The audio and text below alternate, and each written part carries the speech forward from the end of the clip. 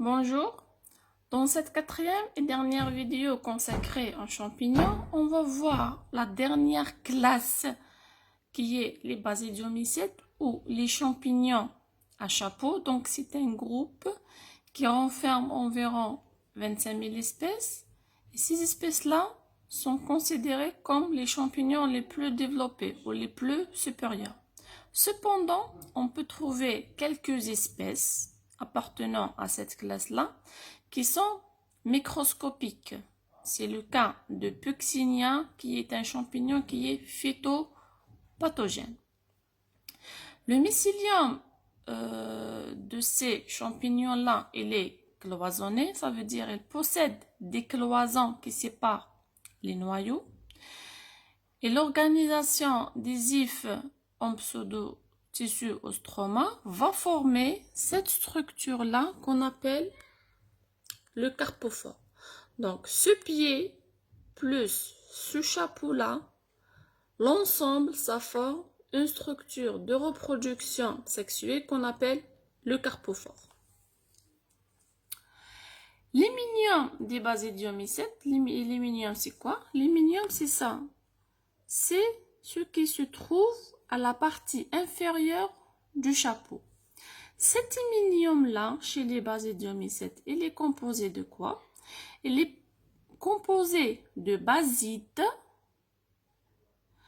Et les basides, ce sont des sacs de forme sphérique qui se développent à l'extrémité de certains ifs. Et ces basides, ou ces sacs-là, sont terminés par des basidiospores. Donc ici, on a la baside et chaque baside se termine avec 4 basidiospores. Et entre ces basides, donc ça, c'est une baside avec des basidiospores. Et ça, c'est une baside avec des basidiospores. Et entre ces basides-là, on trouve des cystides qui sont stériles, donc qui ne contiennent pas des basidiospores. Si vous vous rappelez, quand on a fait les ascomycètes, on avait l'hyménium des ascomycètes qui se composait d'asques.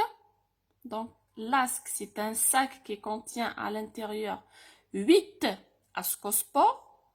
Et entre les asques, on avait des paraphyses. Les paraphyses qui sont des filaments qui sont stériles. Dans le cas des basidiomycètes, on va trouver des basides avec des basidiospores et des cystides qui sont des filaments stériles. Et ici, chez les basidiomycètes, donc contrairement aux ascomycètes, ici, les spores sont formés à l'extérieur de la baside. Donc, chez les ascomycètes, on a vu que les spores ou les ascospores restent à l'intérieur de l'asque jusqu'à leur maturité complète. Contrairement ici, chez les basidiomycètes, les basidiospores vont continuer leur maturité à l'extérieur de la baside. Donc ça, c'est le détail de la baside avec les basidiospores. Donc ici, on a une baside. Ici, les basidiospores qui sont liés par des filaments qu'on appelle les stérigmates. Concernant la reproduction, toujours on trouve une reproduction asexuée et une reproduction sexuée.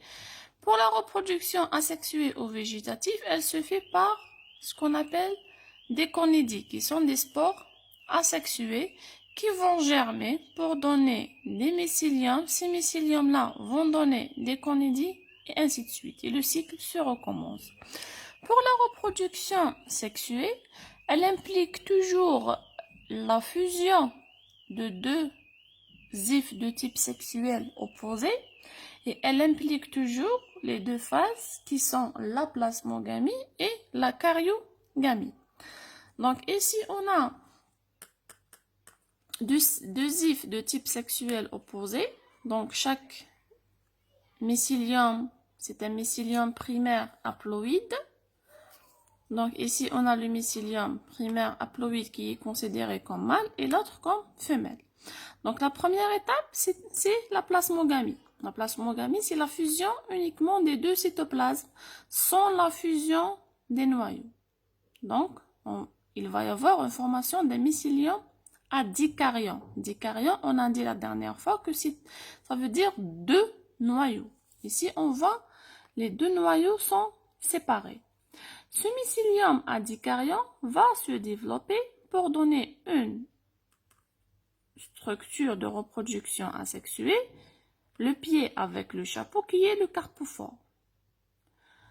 À un certain stade, qu'est-ce qu'il va y avoir? Il va y avoir une karyogamie. Et la karyogamie, c'est quoi? C'est la fusion des deux noyaux.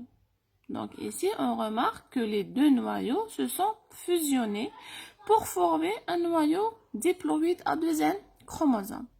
Une fois la karyogamie est faite, il va y avoir une méiose.